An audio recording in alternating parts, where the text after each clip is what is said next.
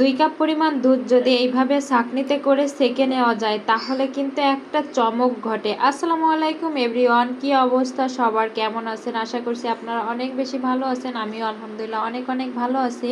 আজকে আমি সেমাই দিয়ে একটা পুডিং তৈরি করব। তো এখানে পুডিং তৈরি করার জন্য আমি 2 কাপ পরিমাণ দুধ ছাঁকনিতে করে সেঁকে নিয়েছি আর এখন বলকোটা পর্যন্ত জাল করে নিলাম। 2 কাপ লিকুইড দুধের জন্য আমি এখানে হাফ কাপ পরিমাণ চিনি নিয়েছি আর এখন মিষ্টির ব্যালেন্সটা ঠিক রাখার জন্য আমি 1 চিমটি পরিমাণ লবণ দিয়ে দিলাম।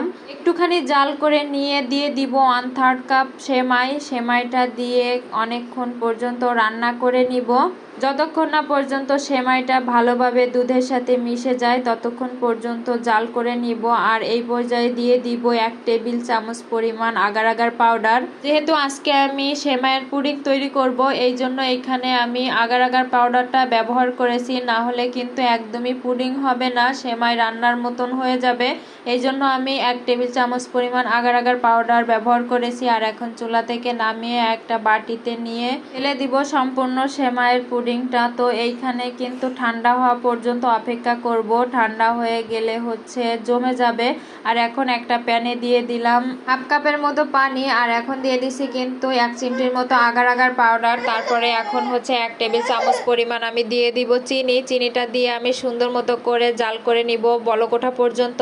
আর এখন আমি রেড ফুড কালার ব্যবহার করছি, যাতে করে পুডিংটা দেখতে অনেক বেশি সুন্দর লাগে আর ইউনিক লাগে, এই জন্য আমি কালারটা ব্যবহার করেছি। আপনারা চাইলে কালারটা স্কিপ করতে পারেন। তো এখানে আমি রেড ফুড কালার ব্যবহার করেছি।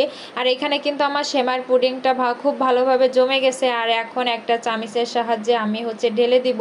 চামচ দিয়ে এখানে যদি না ঢালি তাহলে যদি সরাসরি সেমাইয়ের উপর ঢেলে দেয় তাহলে সেইখানে কিন্তু গর্ত হয়ে যাবে আর খেতেও তেমন একটা দেখতে তেমন একটা ভালো দেখাবে না। এই জন্য আমি চামচের সাহায্যে সুন্দর করে ঢেলে দিলাম আর এখন রেখে দিব সেট হতে। তো এইখানে কিন্তু আমি সেট হওয়ার জন্য প্রায় 1 ঘন্টার মতো রেখে দিয়েছি। আর এখন পুরোপুরি ঠান্ডা হয়ে গেছে আর একদমই সেট হয়ে গেছে। এখন একটা র্যাপিং পেপার দিয়ে আমি সুন্দর করে র্যাপ করে নিয়েছি। আর এখন কিন্তু নর্মাল ফ্রিজে 2 ঘন্টার জন্য রেখে দিব ঠান্ডা হওয়ার জন্য। আর এই ঠান্ডা ডেজার্টটা খেতে কিন্তু ইফতারিতে অনেক চমৎকার লাগবে। তো এখানে আমি ফ্রিজ থেকে 2 ঘন্টা পর পুডিংটা বের করে নিয়েছি আর দেখতেই পাচ্ছেন যে পুডিংটা জমে একদমই লাল লাল হয়ে গেছে। তো এখন মোল্ড আউট করে নিব। ওয়াও, মাশাআল্লাহ, চমৎকার হয়েছে পুডিংটা, দেখতেই পাচ্ছেন গাইস, অনেক সুন্দর হয়েছে। এখন ছুরির সাহায্যে কেটে সুন্দর করে পরিবেশন করে দিব।